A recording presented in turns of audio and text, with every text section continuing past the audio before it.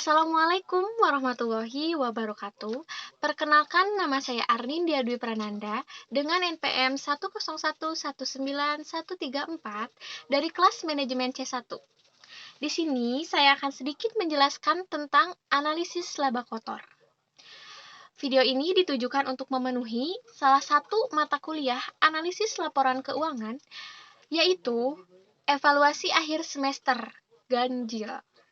Oke, kita bahas dulu yang latar belakang, oke. Tujuan utama dari setiap perusahaan adalah mencari keuntungan yang sebesar-besarnya dengan menekan biaya yang sekecil-kecilnya. Karena laba merupakan sumber utama bagi perusahaan untuk menjaga kelangsungan hidupnya. Hal ini sesuai dengan konsep going concern yang beranggapan bahwa perusahaan didirikan untuk hidup terus-menerus dan seolah-olah tidak akan berhenti. Laba kotor perusahaan merupakan selisih pendapatan penjualan neto dikurangi dengan harga pokok penjualan. Sedangkan untuk efisiensi laba kotor perusahaan, karena kaitannya dengan jumlah uang atau rupiah, jika kaitannya dengan kinerja karyawan atau pegawai, maka dilihat efektivitasnya. Sedangkan harga pokok penjualan dipengaruhi oleh persediaan barang jadi awal ditambah harga pokok produksi dikurangi persediaan barang jadi di akhir periode.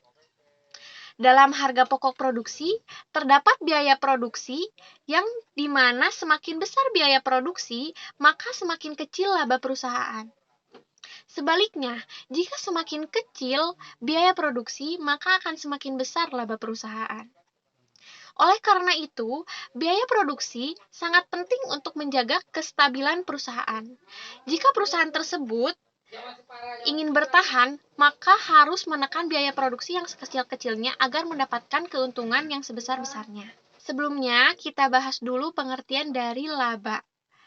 Berdasarkan beberapa pengertian para ahli, dapat disimpulkan bahwa pada dasarnya, laba merupakan selisih lebih dari pendapatan penjualan bersih dengan harga pokok penjualan.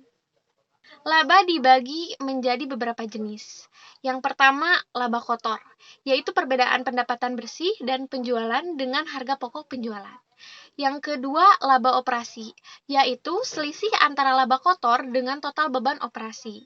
Dan yang terakhir adalah laba bersih, yaitu angka terakhir dari perhitungan laba rugi, di mana untuk mencarinya, laba operasi ditambah pendapatan dan lain-lain, dikurangi beban-beban lain. Selanjutnya adalah pengklasifikasian laba. Yang pertama, laba kotor atas penjualan, yang merupakan selisih dari penjualan bersih dan harga pokok penjualan ini dinamakan laba kotor. Hasil penjualan bersih dikurangi dengan beban operasi lainnya untuk periode tertentu. Yang kedua, laba bersih operasi perusahaan, yaitu laba kotor dikurangi dengan sejumlah biaya penjualan, biaya administrasi, dan umum. Yang ketiga, laba bersih sebelum potongan pajak yang merupakan pendapatan perusahaan secara keseluruhan sebelum potongan pajak perseroan, yaitu perolehan apabila laba operasi dikurangi ataupun ditambah dengan selisih pendapatan dan biaya lain-lain. Yang selanjutnya adalah laba kotor sesudah pemotongan pajak, yaitu laba bersih setelah diambil atau dikurangi dengan pendapatan dan biaya non-operasional juga dikurangi dengan pajak perseroan. Selanjutnya kita membahas tentang perubahan laba kotor. Perubahan laba kotor atau gross profit perlu dianalisa untuk mengetahui sebab-sebab perubahan tersebut, baik perubahan yang menguntungkan maupun perubahan yang merugikan, sehingga akan dapat diambil tindakan yang seperlunya untuk periode berikutnya. Pada dasarnya, perubahan laba kotor itu disebabkan oleh dua faktor. Yang pertama, faktor penjualan dan faktor harga pokok penjualan. Yang kedua, besar kecilnya penjualan yang dipengaruhi oleh kuantitas atau volume produk yang dijual dengan harga jual persatuan dalam satuan produk tersebut. Perubahan laba kotor disebabkan oleh adanya perubahan harga pokok penjualan yang dapat disebabkan oleh perubahan harga pokok rata-rata persatuan dan perubahan kuantitas atau volume produk yang dijual. Perubahan laba kotor baik itu merupakan penurunan atau kenaikan yang disebabkan oleh faktor harga jual tidak dapat digunakan sebagai pengukur kegiatan bagian penjualan. Karena apa? Hal ini disebabkan oleh faktor ekstern perusahaan. Suatu perubahan laba kotor akan disebabkan adanya perubahan kuantitas atau volume produk yang dijual.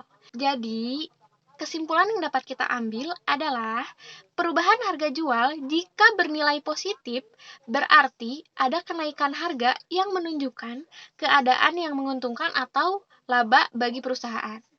Yang kedua, jika perubahan kuantitas yang terjual hasilnya positif, menunjukkan bahwa kuantitas produk yang sesungguhnya dijual lebih dari kuantitas yang dianggarkan. Hal ini menunjukkan keadaan yang menguntungkan atau di bagian penjualan bekerjanya lebih baik. Yang ketiga, jika perubahan harga pokok persatuan produk bernilai positif, maka HPP mengalami kenaikan dalam sektor biaya sehingga dapat dikatakan merugi. Dan yang terakhir, jika perubahan kuantitas harga pokok penjualan bernilai positif, berarti kuantitas yang dijual atau yang diproduksi bertambah. Oke, mungkin cukup sekian dari saya. Lebih dan kurangnya mohon dimaafkan. Semoga video ini dapat membantu dan juga dapat mendapatkan hasil yang memuaskan dari dosen saya. Wabillahi taufiq wal hidayah. Wassalamualaikum warahmatullahi wabarakatuh. Terima kasih.